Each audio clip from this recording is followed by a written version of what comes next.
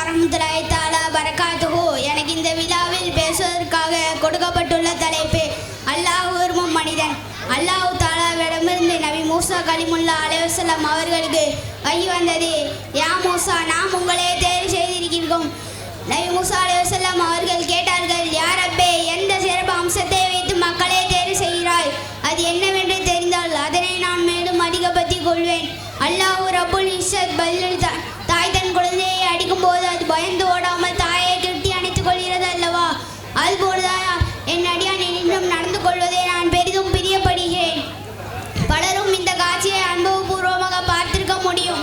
2-3 வயதுள்ள குழந்தையை தாய் அடிக்க நேரத்தால் அடிக்க குழந்தையை தாயை கட்டி அணைத்துக் கொள்மே, அன்றி தாயை விட்டு வெளியே ஓடாது. முற்றிலும் இது போன்ற லாபமோ நஷ்டமோ, துன்பமோ துயரமோ, சுகமோ துக்கமோ போன்ற எல்லா நிலைமைகளிலும் மனிதன் அல்லாஹ்வை நம்பி இருக்க வேண்டும்.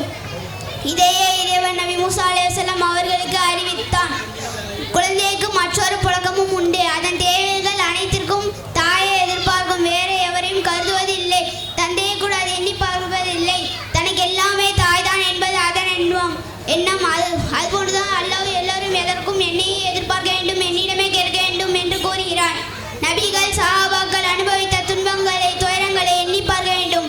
அதனால் மனம் வலிமை உண்டாகும், ஈமான் பலம் பெறும். அத்துடன் அல்லாஹ்வின் நன்மக்களை அணுகலாம், நிலைமைகளை எடுத்துரைத்து ஆலோசனை பெறலாம். அதுவும் நமக்கு பயன்படும். மேலும் நமது இயலாமையை பலவீனத்தை படுத்தவன் எடுத்துரைத்து நன்மையை சுகத்தை இருளுக வெற்றியை வேண்டிக் கொண்டே இருக்க வேண்டும். அவ்வப்போது இஸ்திக்ஃபார் பாவ மன்னிப்பை கேட்டுக்கொண்டே இருக்க வேண்டும். எக்கட்டத்திலும் ஈமான் வளர்ச்சியட வேண்டும் என்று தளர்ச்சி அடையவே கூடாது. பொறுமையாயிருந்தும் தொழுதும் உதவி கோருங்கள் என்பது அல்லாஹ்வின் ஆணை.